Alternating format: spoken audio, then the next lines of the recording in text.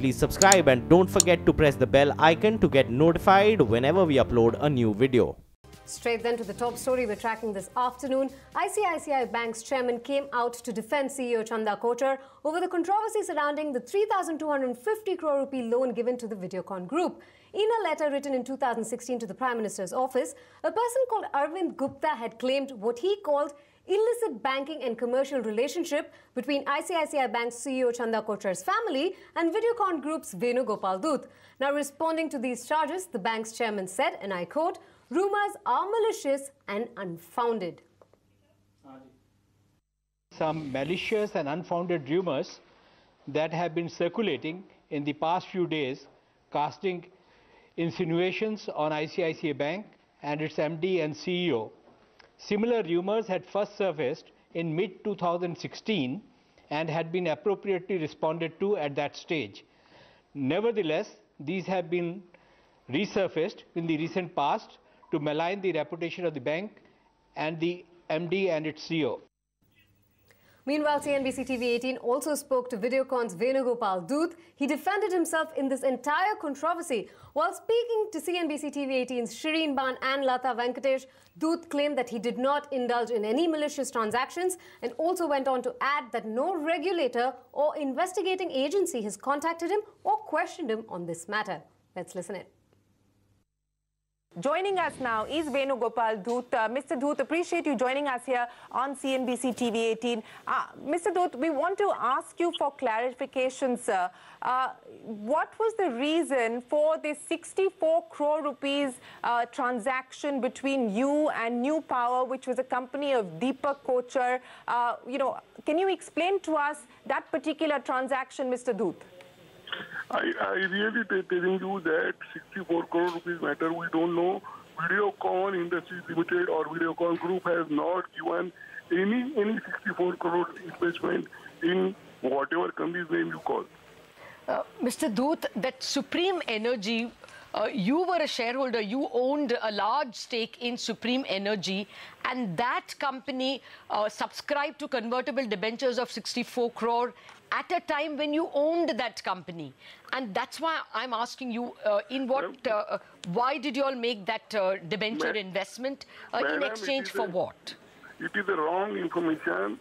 And you say my huge investment, I had some 50,000 rupees investment. That is a huge, it is okay for me, but that's not a huge amount, 50,000 rupees. And I don't have any connection with Supreme Industries. What you company called, I don't know. Supreme. But the reports say that you were the owner of Supreme Energy or a large shareholder of that company, Supreme Energy. This is exactly 50, what... 50,000 rupees is a large. I like that. No, not 50,000, sir. That you owned Supreme Energy, and Supreme Energy subscribed to 64 crores of convertible debentures. No, whatever share I have of Supreme Energy, I sold. And I don't know what... No, but when did you sell, sir? When did you sell? Because it looks like you have sold it after the transaction. The report says that you sold the shares in Supreme Energy in November of 2010, but the subscription to the debentures was in March of 2010. Some information is going wrong. Some information is going Sorry, wrong. Sir? Some information is going wrong. Okay. I'm telling you. I'm telling you that I sold the share before what you have called some investment has been made by Supreme Industries. You're saying that you sold the investments, you sold the shares in Supreme Energy before Supreme Energy subscribed to the convertible debentures? Is that what you're saying? Yeah. What Supreme Energy did later on, I don't know. Okay. I am not involved with Supreme Energy gave money to whom or how. I am not involved in that. Has the Reserve Bank raised any questions with you? And I ask you this, Mr. Booth, because a letter to the effect of suggesting that there has been impropriety in the dealings between you, Deepak Kochhar, and Chanda Kochhar's involvement via ICICI Bank had made it to the Prime Minister's office as well on the 15th of March in 2016. Have you heard from the Reserve Bank, for instance, seeking any questions or clarifications on any of these transactions, Mr. Booth? Yeah, I'm telling you that no question was asked because I am not involved in this transaction. I am not at all involved in this transaction. I invested only few thousand rupees in that. And that's why you are asking me all these questions. But nobody, no regulator, nobody has asked me any question because it is not in their record that I have done anything wrong. Okay. And you, Mr. Booth, can you explain to us, sir? Go ahead, sorry. Yeah. Can you explain to us why you chose to invest in Deepak Kochhar's company to start with? Was there a joint venture, or were you merely an investor in Deepak Kochhar's company? And secondly, why did you choose to then exit that within a matter of, what, about a month or so, sir? Yeah, that is a good question, I tell you. At that time, we were investing in various renewable energy companies. We have got investment in renewable energy company. That Mr. Kochhar's company also I invested few thousand rupees, but I thought that I have done too much, and now I don't want to go ahead. So I have sold my share back, and I don't have any investment in Deepak Kochhar's company today. Okay. Well, just to reiterate, sir, I know I have asked you this question already 2 times, but finally to reiterate, you say that when you owned Supreme Energy, at that time the company had not made any convertible debenture investment in NU Power. You're very clear about that. I reiterate yes, that when my investment was there at that time, 64 crore rupees investment was not made by any Videocon company. Okay. Videocon company has got no investment in Mr. Kochhar's company like such a big amount. It's maybe in few thousand, but such a big amount Videocon Industries or Videocon Group companies has not made in Deepak Kochhar's company. I repeat again and again and again. Yes, sir. Straight then to the top political story of the hour. The battle for Karnataka heats up as BJP Chief Amit Shah targets Chief Minister Siddaramaiah over political killings in the poll-bound state.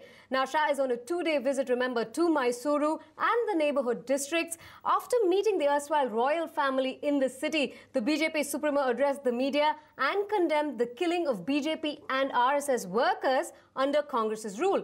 Now, continuing the party's efforts to woo Lingayats, Shah also visited the Suttur Mutt in Mysuru and met the head of that mutt, Shivratri Deshi Kendra Mahaswamiji. And the latest Shah campaign tour comes, remember, as Karnataka Chief Minister Siddaramaiah announced a 5-day tour of his hometown, Mysuru. The Chief Minister will be contesting from the Chamundeshwari constituency in Mysore. Meanwhile, CNN's Deepa Balakrishnan is joining us live with all the updates. Deepa, thanks so much for joining us on the show. What exactly can you tell us from the highlights of the day as far as this campaign hotting up in Karnataka is concerned? Well, there are 3 significant visits here in Mysore that Amit Shah has taken up. One, of course, is to the Suttur Mutt, and this is just in line with the BJP's earlier attempt in the last 1 week of visiting various Lingayat mutts across central Karnataka. And that is because the Lingayat vote bank is a very significant factor for the BJP, and they're trying to win back this entire community's vote bank towards the BJP yet again. Now, secondly, his visit to the Mysore royal family. Now, a lot of things around Mysore are dependent or based or influenced by what the royal family says or does, and it is being reported that BJP leaders did approach the royal family to see if they would want to also contest this election, but they seem to have denied. They seem to have denied or rejected the offer of a possible election contest from their family, one of their family members in this assembly election. Thirdly, he's gone to visit the house of one Raju, who was a BJP worker who was killed around early March 2016, and that is again a raking up of the earlier issue that the BJP has been taking up all along about communal killings across Karnataka. They have been pressing forth about how the Siddaramaiah government here, the Congress government, has failed on the front of protecting the rights of Hindus, because many of them have died in communal killings and attacks, and have also faced other kinds of attacks, be it coastal Karnataka's Mangalore, Udupi areas, or in Bangalore there were also a couple of incidents, and in Mysore there were 2 or 3 incidents where they have alleged that they've been attacked, their workers have been attacked and killed also by jihadi elements, as they say, and that these elements have been protected by the Congress government. Of course, those statistics have been refuted by the government here, by the Siddaramaiah government here, because they've said out of 24 killings, barely 9 were actually communally or politically motivated. All the others were issues, incidents of personal revenge, were issues of personal vendetta or some kind of dispute over properties, these kinds of incidents that led to a murder, but is being projected as a Hindutva killing. So the BJP clearly trying to regain its foothold, A, with the Lingayat vote bank,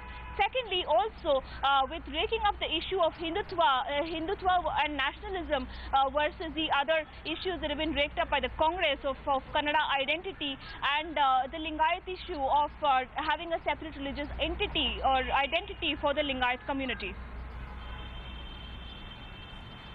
Absolutely, Deepa. Thanks so much for joining in. Clearly, the battle is hotting up in Karnataka with BJP trying to regain a strong foothold. We'll have to wait and watch to see how that really pans out. All the action from Karnataka from Deepa there. Moving on, in a press conference held in Mysuru, BJP President Amit Shah took the opportunity to send out a strong message to the Congress party against the killing of BJP activists. Let's take a look. Karnataka में सिद्धरामैया सरकार बनने के बाद जिस प्रकार से एक के बाद एक भारतीय जनता पार्टी और राष्ट्रीय स्वयंसेवक संघ के कार्यकर्ताओं की हत्या का सिलसिला चला है, मैं इसकी घोर निंदा करता हूं। अगर कांग्रेस पार्टी और सिद्धरामैया जी समझते हैं कि इस प्रकार की हिंसा से हमारी विचारधारा को वो रोक पाएंगे तो वो गलत फहमी में है, खुश फहमी में है। सिद्धरामैया सरकार का समय अब समाप्त हो चुका है। जैसे ही भारतीय जनता पार्टी की सरकार बनती है, ये सभी हत्यारों को पाताल में से भी ढूंढकर जेल के पीछे पहुंचाने का काम किया जाएगा और उनको कठोर से कठोर दंड मिले, इसके लिए भारतीय जनता पार्टी की येदियुरप्पा सरकार काम करेगी। Now, this is a news that impacts everybody, especially the student community here in the country. Now, when you talk about the CBSE paper leak scandal, even as the National Students Union of India stages massive protests in the national capital, the HRD ministry is clueless about the extent of the leak. Now, 36 hours on, dates for the retest, remember, have not yet been announced. Delhi's police's crime branch has sought a reply from Google about the details of the Gmail account mentioned in the second FIR registered in the paper leak case. Now, earlier today, more than a dozen mobile phones have been seized by the police to identify and establish the WhatsApp trail that led to this leak. Now, these mobile phones belong to the students and teachers who have been questioned earlier by the police.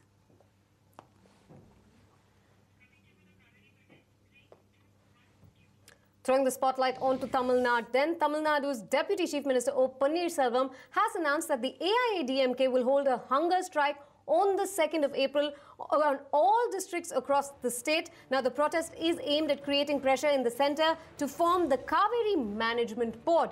Now, this comes just moments after the DMK leader M.K. Stalin hit out at the centre and the Tamil Nadu government over the non-formation of the board. Stalin stated that the AIADMK government should have filed a contempt petition against the centre, but instead EPS was busy working overtime for BJP's Karnataka victory. Throwing the spotlight then to all the global market action, Japan, South Korea and China closed higher as other Asian markets remained shut for Good Friday. Japanese industrial output rose 4.1% in February from the previous month against a median forecast for a 5% increase and followed a revised 6.8% decline in January. Now, when you talk about the US markets, the markets rallied and ended the week on solid gains. The Dow, Nasdaq and S&P all closed over 1% in the green. CNBC's Aditi Roy gets us all the US market action now. Shifting gears to the corporate sector, we told you first and it's finally official now. The government has cleared the runway for Air India's divestment. Now, the government has given its in-principle nod to sell 76% stake in the national carrier Air India. Shireen Ban spoke to Minister of State for Civil Aviation Jayant Sinha and began by asking him why the government would want to retain any stake at all in the Maharaja. Let's listen in. One of the things we do want to be able to do is to participate in the value creation that will happen once Air India is with new owners who will of course take it to great heights and make it into a great global airline. There will be tremendous value creation, and in fact if you look at what has happened to Maruti today has a market cap of 2.7 lakh crores. It's become a very valuable company under private ownership, and we think that Air India will also do exceedingly well. we will in fact be absorbing some of the debt of Air India in the asset holding company that we are creating, and because we want to pay down that debt and we want to be able to fulfill all the obligations that government has, we would like to be able to maintain a certain residual stake in Air India so that we can participate in the value creation. I will of course point out that we are giving full management control to the new owner. So full management control will vest with the full owner. The government will participate so that we can be able to unlock some of the value that is in Air India. And of course there's a very other important point to note, Shireen, which is that the ESOP that we will create, the stock ownership pool that we will create for employees will come out of the government stake of 24%. So government stake will probably even fall below 20% once we create the ESOP pool for employees as well. So we want to really make sure that the value creation is fully shared by employees and of course by the people of India as Air India really progresses and does much better going forward. And on that note, we're absolutely wrapped up on this edition of News Now. But stay tuned to CNBC TV18 for all the top headlines through the day. Thanks for watching.